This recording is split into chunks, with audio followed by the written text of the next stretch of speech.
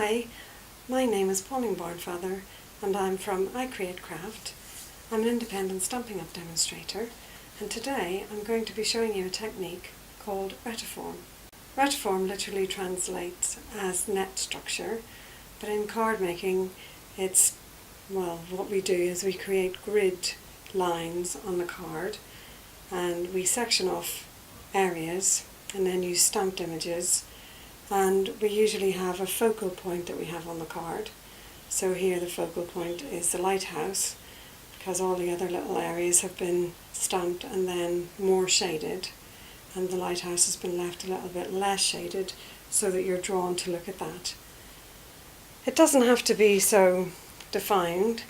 On this one, using Dragonfly Dreams, we have more of a spotlight grid pattern going up the card and then across the card. And then there's images really all over. I've actually done two different styles with this and I couldn't choose which one I liked the best. But again, I've done spotlights and then just used different images from the Awesomely Artistic set and Dragonfly Dreams. This is a birthday greeting set. And again, this time I've actually made very, very defined grid lines on the card. And I've left the centre panel quite light with the happy birthday sentiment.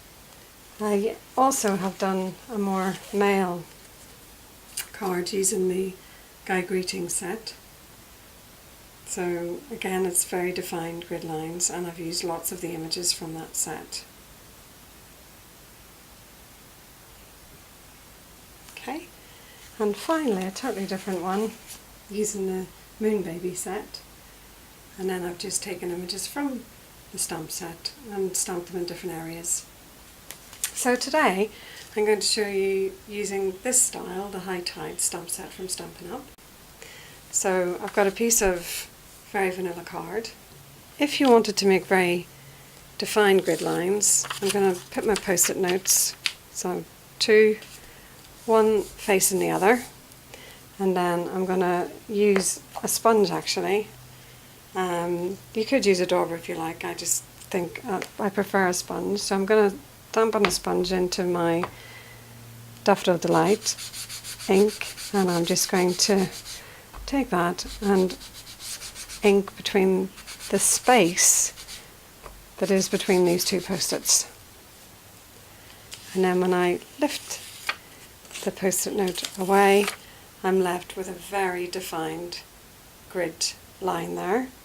And then if I stamp my focal item, which is the lighthouse, pop that on there. I'm only using one layer of the photopolymer stamp for the lighthouse because that is really all that is needed for this card. I am going to stamp the base, but I'm actually going to mask off each side because I don't want that base going over onto the other parts of the card, so I'm just going to do that. And it's perfect, this stamp, because it actually has a space there so you can see exactly where you're going to line it up. Okay, that didn't turn out that brilliantly. I'll just try that again. With the photopolymer, you do need to leave it on the stamp. You need to leave the stamp on the paper a little bit longer than you would normally. You don't need to press it very hard, but just giving the ink some time to transfer onto the paper. So then I'll lift that off.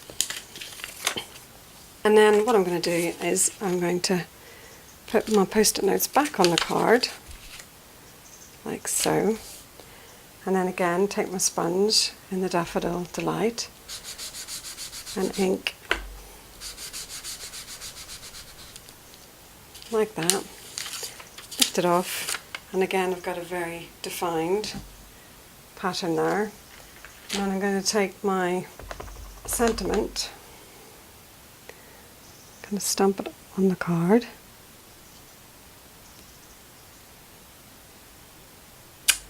like that, and then I'm going to do another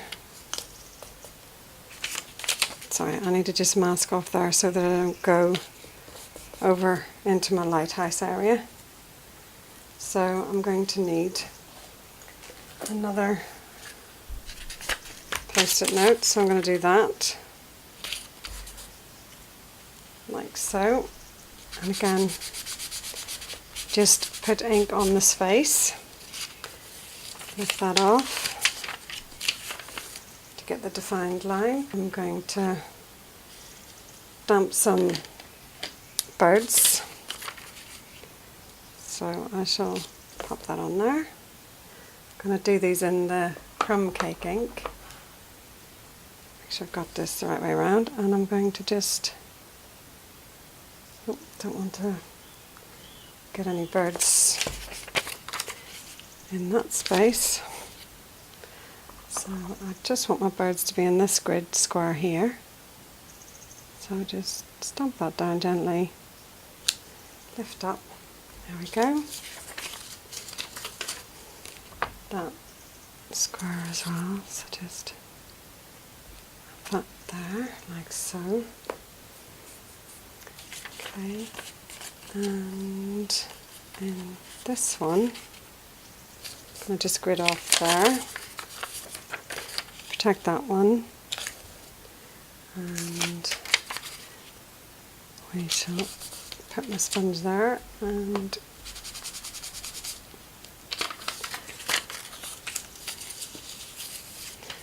I'm going to do an anchor in one of those using the crumb cake. That one looks like a better fit, like so. I've got some other birds which I shall again do in the crumb cake ink. Just have those down the bottom, like so. And I'll actually put a little bit of the grass with those birds. So I'm just going to do some little bits of rushes there. And also, I might even, in that same ink, crumb cake ink, just put a little bit of, oh, perfect, okay. And that is the card finished. The only thing we're going to do now is we're going to go over the top with your Daffodil Delight ink, and I don't want it to be very heavy, I just want it very light, so I'm just going to, with the sponge, very, very, very, very lightly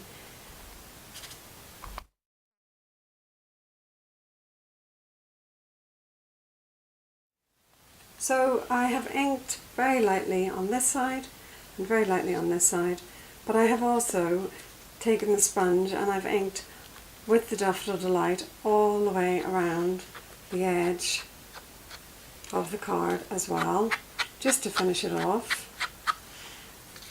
And next what you can do is layer this onto a piece of basic black card and then either use the real red or the Daffodil Delight as the base. On my original card here I used Delightful Dijon to create the grid lines, so I've layered the card onto a piece of basic black and then onto the Delightful Dijon. And this is just an A4 sheet cut on the long side, so straight down the middle, and I've scored it at 5 3/4, and then you just trim, there's a tiny little bit that you trim off the edge to make it a perfect card size. And then when you open the card, I've put a layer inside, so an insert, and I've stamped the lighthouse in crumb cake ink just to echo the front of the card. I like to carry the theme on inside. And so that is the Retiform technique using the very defined grid lines. For my next video I will show you how to get this more spotlight effect on the card. So the grid line is really defined on one side but very fluid on the other. Thank you very much for watching.